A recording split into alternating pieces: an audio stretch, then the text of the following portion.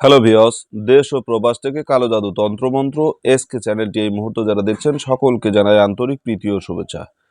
দেশ ও দেশের বাইরে থেকে কালো জাদু তন্ত্রমন্ত্র এসকে চ্যানেলটি যারা দেখছেন ভিডিওর শুরুতেই জাতিগতভাবে প্রত্যেকটা মমিন মুসলমান ভাই বোনদেরকে জানাই সালাম, আসসালামু আলাইকুম। হিন্দু দাদা দিদির প্রতি রইল আদাব, অন্যান্য সকল ধর্মের প্রতি আন্তরিক ভালোবাসা জানিয়ে শুরু করলাম মোহনী মন্ত্র, একটা বশীকরণ নিয়ে আপনাদের সামনে কথা বলবো। যারা অতি অল্প সময়ের ভিতরে গুরুত্বপূর্ণ বশীকরণ নিয়ে ব্যস্ত থাকতে চান বা বশীকরণগুলো করতে চান, তো মূলত পক্ষে এই বশীকরণ ক্রিয়াগুলো তাদের জন্য। এখন মজার বিষয় হলো, অনেক ব্যক্তি আছেন যারা কাজ করবেন, কাজ করার পরে এই মন্ত্রটা প্রয়োগ করবেন, প্রয়োগ করার পরে বলবেন, যদি কাজ না হয় তাহলে বলবেন গুরুজি আমার তো কাজ হলো না, আপনি মন্ত্রটা ভুল দিয়েছেন, অথবা এই মন্ত্রটা সঠিক নিয়মটা আপনারা দেননি, এ কথাটা বলবেন। তো তাদের উদ্দেশ্যে আমি একটি কথা বলতে চাই যে আপনি সাধারণ একটা বিষয়, সাধারণ একটা যানবাহনের কথা বলি। বাইসাইকেল আছে না? বাইসাইকেল তো সকলেই চিনেন, চিনেন তো? দুই চাকার বাইসাইকেল।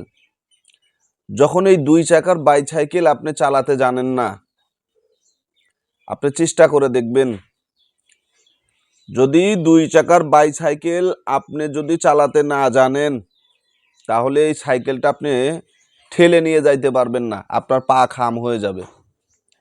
ওর প্যাডেলের সাথে আপনার পা বাড়ি খায়া আপনার পাটা খাম হয়ে যাবে, নষ্ট হয়ে যাবে, ফ্র্যাকচার হয়ে যাবে। এটা আমার বাস্তব জীবনে পরীক্ষা, আমি দেখেছি। যখন বাইসাইকেল আমি চালানো শেখার জন্য চেষ্টা করছিলাম, তো আমি এটা ঠেলে নিয়ে যেতেও পারি না, কারণ ঠেলে নিয়ে যেতে লাগলে তার প্যাডেলের সাথে আমার পা বারবার আঘাত খাচ্ছিল, বাড়ি খাচ্ছিল। আর যখন শিখছি তখন এটা আমার কাছে খেলনা মনে হয়েছে। যখন বাইক চালান শিখছি তখন আমার কাছে এটাকে খেলনা মনে হয়েছে, যে এমনি এমনি চালানো যায়। কিন্তু যখন না শিখছি তখন এটা আমার কাছে বিশাল কঠিন মনে হয়েছে। তো মূলত যে বিষয়টা হয়েছে, আপনি যে কোনো কাজ করেন না কেন, যে কোনো কাজ করেন না কেন, সেটা আগে শিখতে হবে, সেটা আগে শিখতে হবে, সেটা আগে বুঝতে হবে, জানতে হবে। যদি আপনি না শিখেন, না বুঝেন, সেটা যে আপনি কেমনে কাজ করবেন। আমি যে মন্ত্রটা আপনাদেরকে দিচ্ছি, এই মন্ত্রটা সঠিক মন্ত্র দিয়েছি, কিন্তু আপনারা কাজ করতে পারেননি। আপনি কাজের ধারা বোঝেন না, কাজের ধারা জানেন না, তো আপনি কাজ করবেন কেমনে? কাজ করতে পারবেন না। কাজ করা আপনার কাছে অসম্ভব, আপনি এটা যে কাজ করতে পারবেন না। এই যে মন্ত্রটা দিলাম, এই মন্ত্রটা আপনারা কিভাবে পড়বেন, মন্ত্রটা কিভাবে পড়বেন সেটা আপনাদেরকে আমি বলে দিচ্ছি। কালা কালবা চৌঠা বীর, মেরা কালবা ভগতীর, যাহাকো ভেজু বহাকো যাবে, মাস মুঝে মুঝকো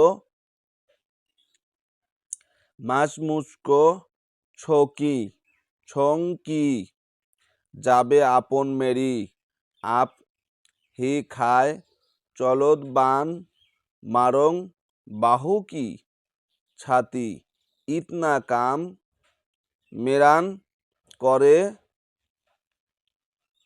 তো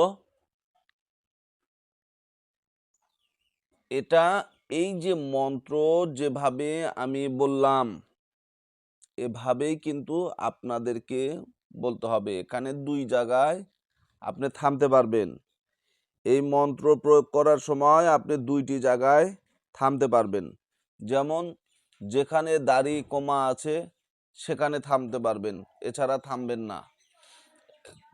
কালা কালবা চৌঠি বীর, এখানে যখন আমি তো আস্তে আস্তে পড়লাম, যখন আপনারা এটা পড়বেন তখন কিন্তু এভাবে পড়বেন না, জোরে জোরে পড়তে হবে, স্পিড বাড়াতে হবে। প্রথমত আপনাকে মুখস্থ করে নিতে হবে পরিপূর্ণ। মুখস্থ করে নেওয়ার পরে, যেহেতু লেখাগুলো খুব ছোট, প্রয়োজনে স্ক্রিনশট দিয়ে নেবেন, ঠিক আছে? এই মন্ত্রটা মুখস্থ করে নেবেন সর্বপ্রথম। মুখস্থ করে নেওয়ার পরে আপনি পড়বেন। কতবার পড়বেন এটা আপনার জানতে হবে। ঠিক আছে? তো তুঝে আপনি মাকা দুধ হবাস হো, এইটুকু মানে এই যে উপরের 2 লাইন ফুল দেওয়া আছে, নিচে হাফ লাইন। ঠিক আছে? হাবাস হো পর্যন্ত, দুঃখ হাবাস হো। তো এই যে মন্ত্রটা, এটা আপনাকে মুখস্থ করে নিতে হবে।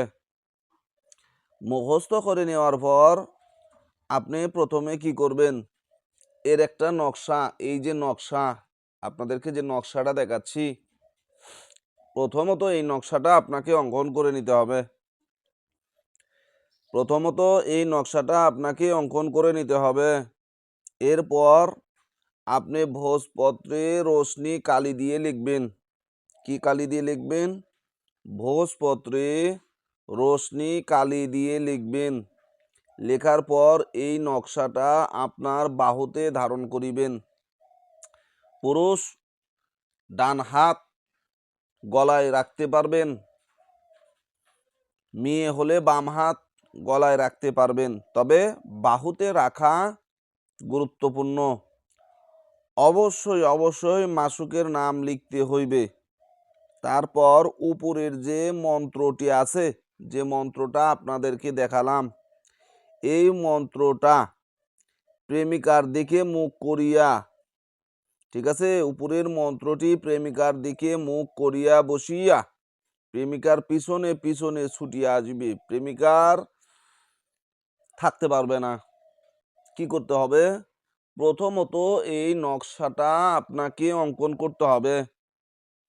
এরপর নকশা অঙ্কন করা হয়ে গেলে আপনি এই মন্ত্রটা আপনাকে মনে রাখতে হবে যে আপনার প্রেমিকা কোন জায়গায় কোন স্থানে অবস্থান করছে। এটা আপনি যদি জানেন তাহলে সেদিকে মুখ ফিরি বসিবেন, খোলা জায়গায় বসিবেন, মাথার উপরে কোনো ছাদ থাকা চলিবে না, আসমানের নিচে বসিবেন, খোলা ময়দানে বসিবেন। সবচাইতে ভালো হয় তে পথে দাঁড়িয়ে এই মন্ত্র পাঠ করা। তো মন্ত্রটা পাঠ করার পর আপনি এই তাবিজের উপরে ফুঁক দিন, দিয়ে তাবিজটা আপনার হাতে ধারণ করুন। অবশ্যই এই নকশার নিচে মেয়ের নাম, মেয়ের মায়ের নাম লিখবেন। কোনো পুরুষকে বশীকরণ করতে চাইলে সেই পুরুষের নাম, পুরুষের বাবার নাম লিখবেন। ইবনে পিতা দিবেন, ঠিক আছে, ইবনে অমুকে অমুক। আর যখন মেয়েকে বশ করিবেন তখন মেয়ের নাম দিবেন বিনতে, মেয়ের মায়ের নাম, এরপরে আলা হুব্বে মহাব্বত লিখে আপনার নাম, আপনার পিতার নাম লিখিবেন। তো এই নিয়মে যদি কাজ করেন, এখন মন্ত্রটা কতবার পড়তে হবে এটা জানার বিষয়। তো মন্ত্রটা আপনি সর্বনিম্ন 41 বার পড়িবেন, সর্বনিম্ন 41 বার পড়িবেন। এটাই 101 বার পড়া উত্তম।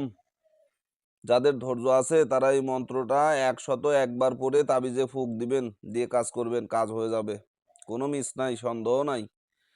তো ভাই সকল একটা কথা মনে রাখিবেন, এখানে আমাকে প্রাধান্য দিয়েন না।